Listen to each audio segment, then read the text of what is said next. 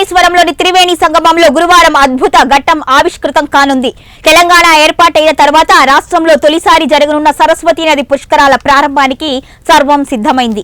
ముందుగా నిర్ణయించిన ముహూర్తం ప్రకారం గురువారం తెల్లవారుజామున 5:44 శ్రీ గురు మదనానంద సరస్వతి పీఠాధిపతి శ్రీ మాధవానంద సరస్వతి ప్రత్యేక పూజలతో పుష్కరాలను లాంఛనంగా ప్రారంభించనున్నారు.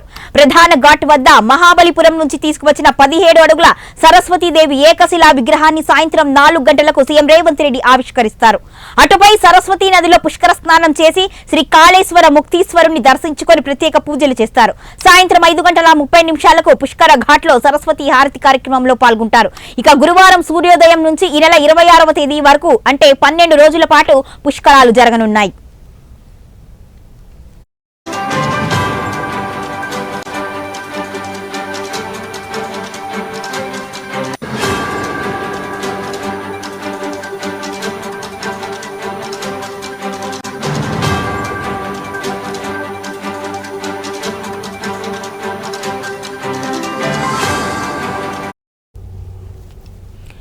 ఇక ఇతర రాష్ట్రాల నుంచి వచ్చే భక్తుల కోసం ఆర్టీసీ ప్రత్యేక బస్సు సర్వీసులను నడపనుంది. ఎటువంటి అవాంఛనీయ సంఘటనలు చోటు చేసుకోకుండా పోలీస్ శాఖ కట్టుదిట్టమైన భద్రతా ఏర్పాట్లు చేస్తోంది.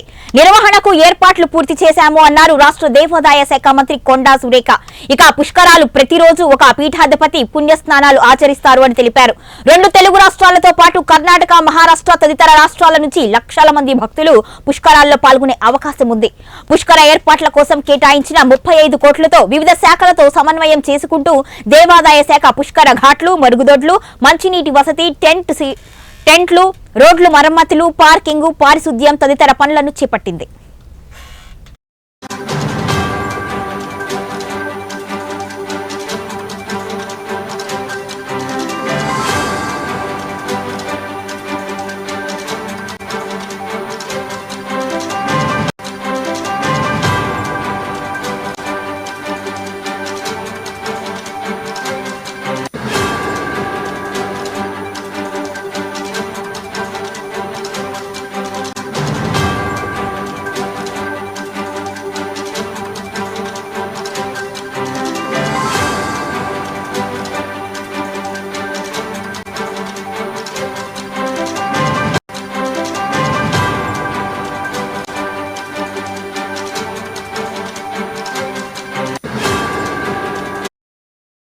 యంత్రాంగం కాళేశ్వరంలో యుద్ధ ప్రాతిపదికన ఏర్పాట్లు చేస్తోంది. ముఖ్యంగా సరస్వతి ఘాట్ సమీపంలో సీఎం రేవంత్ రెడ్డి వచ్చే హెలికాప్టర్ దిగడానికి హెలిప్యాడ్ నిర్మిస్తున్నారు. సాయంత్రం సరస్వతి హారతి ఆలస్యమయ్యే అవకాశం ఉండడం వలన రోడ్డు మార్గంలో హైదరాబాద్ వెళ్లడానికి పటిష్ట బందోబస్తు ఏర్పాటు చేశారు. సీఎం రాక నేపథ్యంలో జిల్లా ఎస్పీ కిరణ్ ఖర్గే నేతృత్వంలో వందల మంది పోలీసులు కాళేశ్వరం పరిసర ప్రాంతాల్లో తనిఖీలు చేపట్టారు. ఇక పుష్కర ఘాట్ల నుంచి బస్టాండ్ వరకు 200 సీసీటీవీ కెమెరాలు ఏర్పాటు చేయనున్నారు. విపత్తు నిర్వహణ శాఖ ప్రత్యేక అధికారి అరవింద్ కుమార్, కలెక్టర్ రాహుల్ శర్మ మకాం వేసి మరీ ఏర్పాట్లను పర్యవేక్షిస్తున్నారు. సరస్వతి విగ్రహ ప్రతిష్టాపన ప్రాంతంలో సుందరీకరణ పనులను తుది దశకు చేరుకున్నాయి.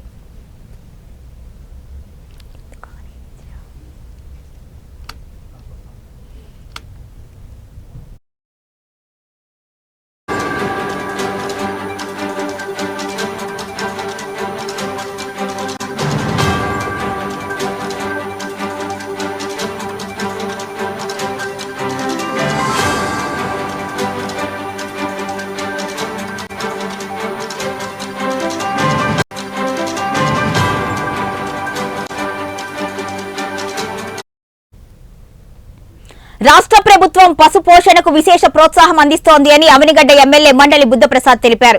బుధవారం చల్లపల్లి మండలం పరిషత్ కార్యాలయంలో పశు పోషణలకు 50% సబ్సిడీపై సమీకృత దాణా పంపిణీ ప్రారంభించారు. ఇక 1110 విలువ కలిగిన 50 కిలోల దాణాను 555 రూపాయలకే అందిస్తున్నట్లు వెల్లడించారు. కూటమి ప్రభుత్వం జాతీయ గ్రామీణ ఉపాధి హామీ పథకం ద్వారా పశు పోషకుల కోసం సబ్సిడీపై పశువుల కోసం గోకులాలు, నీటి తొట్లు నిర్మించనున్నట్లుగా వెల్లడించారు. వ్యవసాయ అనుబంధ రంగమైన పశు పోషణను ప్రోత్సహించేందుకు కూటమి ప్రభుత్వం విశేష కృషి చేస్తోంది. వ్యవసాయ ఆధారిత నియోజకవర్గం కావడంతో ఈ ప్రాంతంలో రైతులకు అండగా నిలిచేందుకు ప్రభుత్వం ఏర్పడిన వెంటనే పంట కాలువలు, డ్రైనేజీలు మరమ్మతులు చేయించినట్లుగా తెలుస్తోంది. ఇక రైతులు వ్యవసాయంతో అనుసంధానం రంగమైన పశుపోషణపై ఆసక్తి పెంచుకోవడానికి ఇతర రాష్ట్రాల నుంచి అత్యధిక దిగుబడులు చేసే గేదెలను కూడా తీసుకువస్తున్నారు. తాను ఉమ్మడి రాష్ట్ర పశు సంవర్ధక శాఖ మంత్రిగా ఉన్న సమయంలో పశు క్రాంతి పథకం ప్రవేశపెట్టి రాష్ట్రానికి హర్యానా గేదెలు రప్పించి పాల దిగుబడి పెంచినట్లుగా వెల్లడించారు. నాణ్యమైన గేదెల పోషణ ద్వారా పాల దిగుబడి పెంచుకోవడం ద్వారా పశు పోషకులు ఆర్థిక పరిపుష్టి సాధించడంతో పాటు గ్రామీణ ఆర్థిక వ్యవస్థ బలోపేతానికి బాటలు వేయాల్సి ఉంటుంది.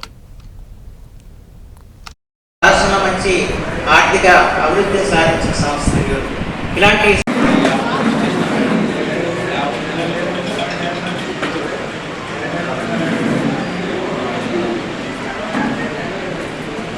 మిల్క్ యూనియన్ నిజంగా గర్వదాయకమైన సంస్థ. ఇవాళ రాష్ట్రంలో మంచి ఆర్థిక అభివృద్ధి సాధించిన సంస్థలు.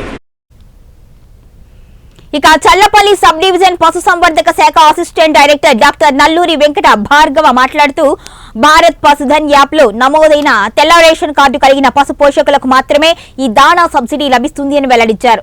చల్లపల్లి మండలంలో జనరల్ కేటగిరీకి 10,000 కిలోలు, ఎస్సీ కేటగిరీకి 6,300 కిలోలు కేటాయించినట్లుగా తెలిపారు.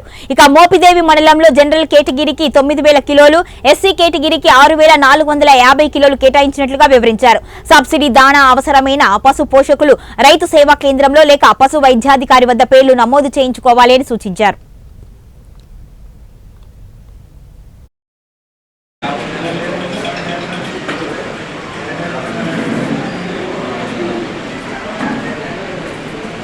మిల్క్ యూనియన్ నిజంగా గర్వదాయకమైన సంస్థ. ఇవాళ రాష్ట్రంలో మంచి ఆర్థిక అభివృద్ధి సాధించిన సంస్థలు ఇలాంటి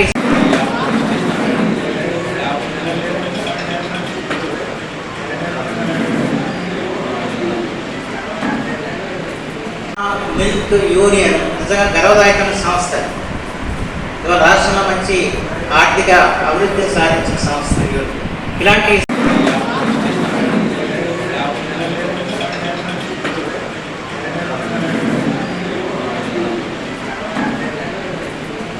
మిల్క్ యూనియన్